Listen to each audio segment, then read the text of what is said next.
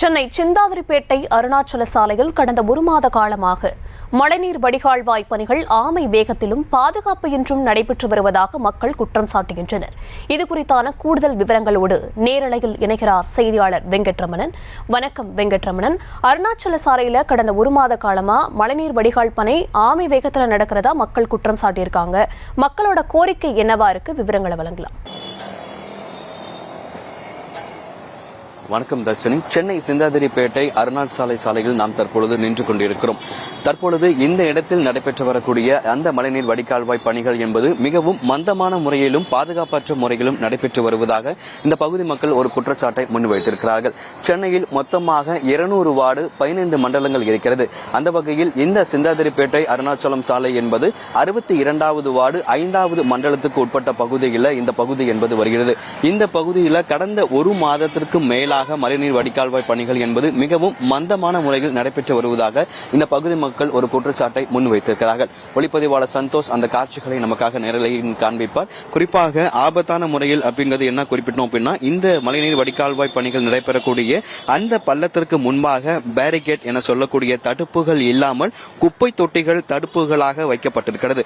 அந்த 3 குப்பை தொட்டிகளிலிருந்து அதிக அளவு துர்நாற்றம் என்பது வீசி வருகிறது.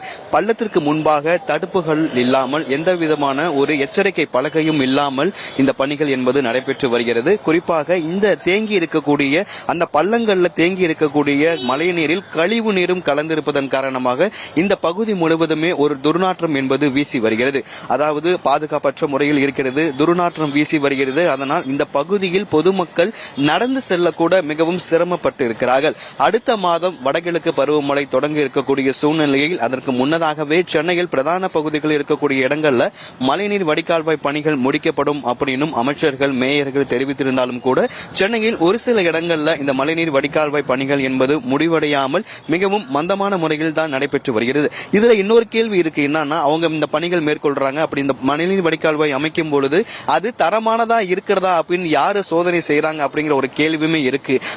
வெறும் பெயர் அளவுக்கு இந்த பணிகள் நடைபெறுகிறதா அல்லது தரமாக போடப்படுகிறதா என்கின்ற ஒரு கேள்வியும் எழுகிறது.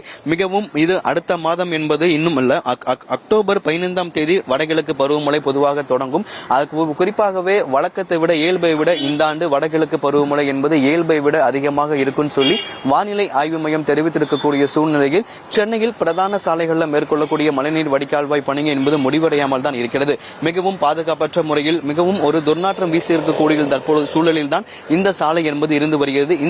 இந்த பகுதி மக்களுடைய பிரதான கோரிக்கை என்பது இந்த தண்ணீரை உடனடியாக அப்புறப்படுத்த வேண்டும் எனவும் இந்த பணிகளில் மேற்கொள்ளக்கூடிய அந்த மழைநீர் வடிகால்வாய் பணிகளை விரைந்து முடிக்க வேண்டும். அதே போல போக்குவரத்துக்கு இடையூறு ஏற்படுத்தாமலும் மக்களுக்கு இடையூறு ஏற்படுத்தாமல் இந்த பணிகளை விரைந்து முடிக்க வேண்டும் என்பதுதான் இந்த பகுதி மக்களுடைய பிரதான கோரிக்கையாக இருக்கிறது. கள விவரங்களுக்கு நன்றி வெங்கட்ரமணன். செய்திகளை உடனுக்குடனும் துல்லியமாகவும் தெரிந்து கொள்ள சப்ஸ்கிரைப் பண்ணுங்க.